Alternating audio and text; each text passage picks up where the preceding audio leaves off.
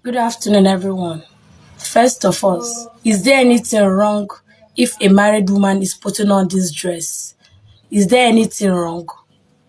Number two is that should I let my husband know about it?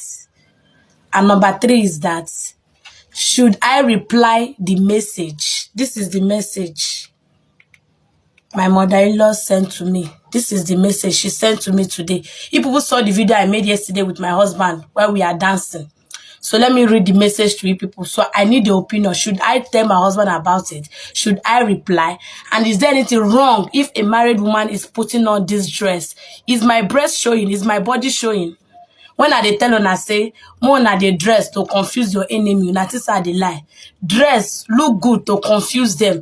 Look good to let them know that you refuse to look like your problem. Make una hear. Shame unto you. As I read the way she take write am.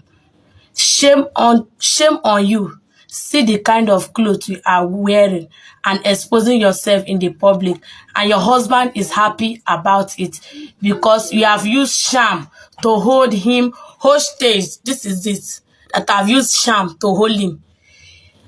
I love is that some women, they don't even know their son enough. This my husband, that he's even bold enough to dance outside, was a man that he does not smile, he do not laugh. People we are telling me that I went to marry an old man. He's just 30.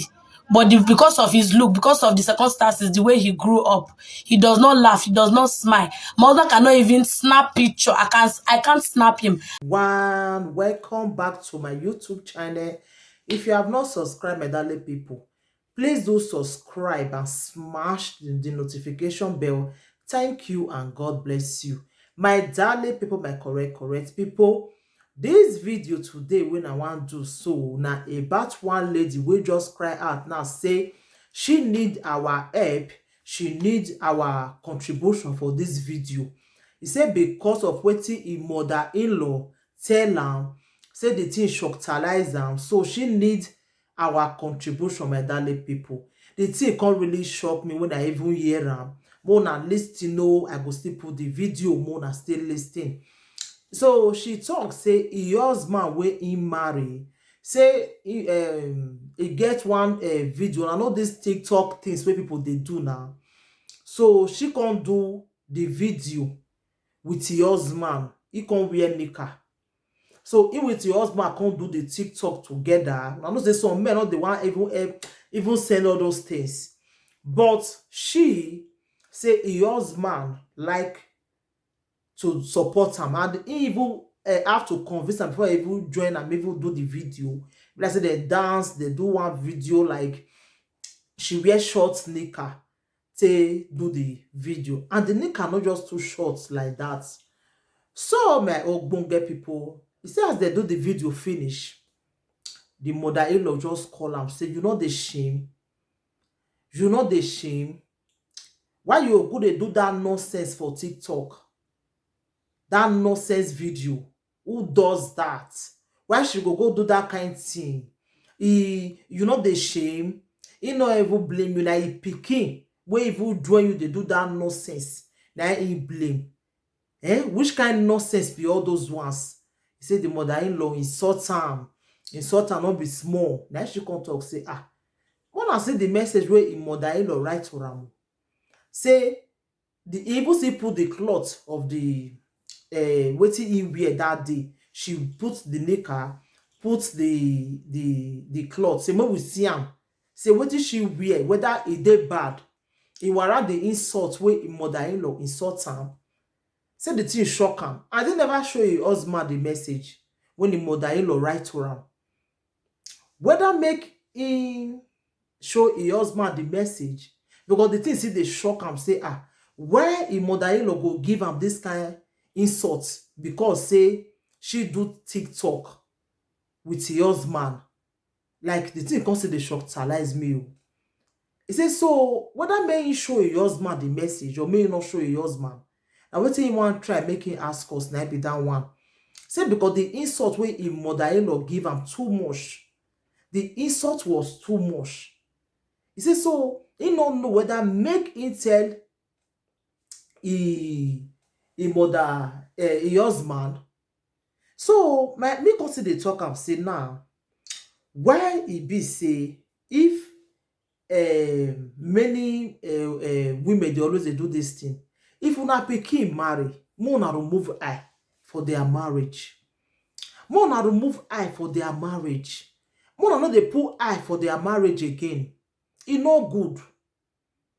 Make una dey remove una eye for their marriage. How your pikin go marry?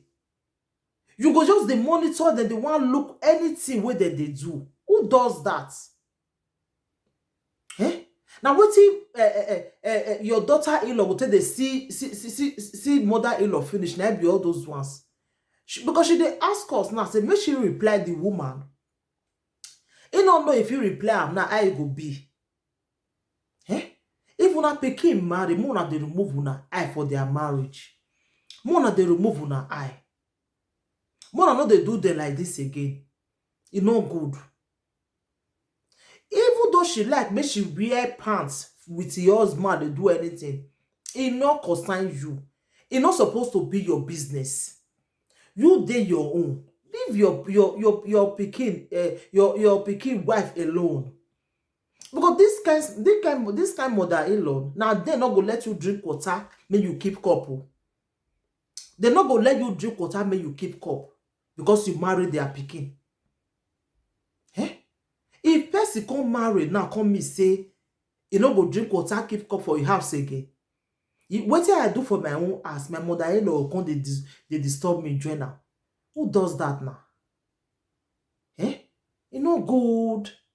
Why would they leave these women? Make they do anything way they like with their husband. So far they not insult you.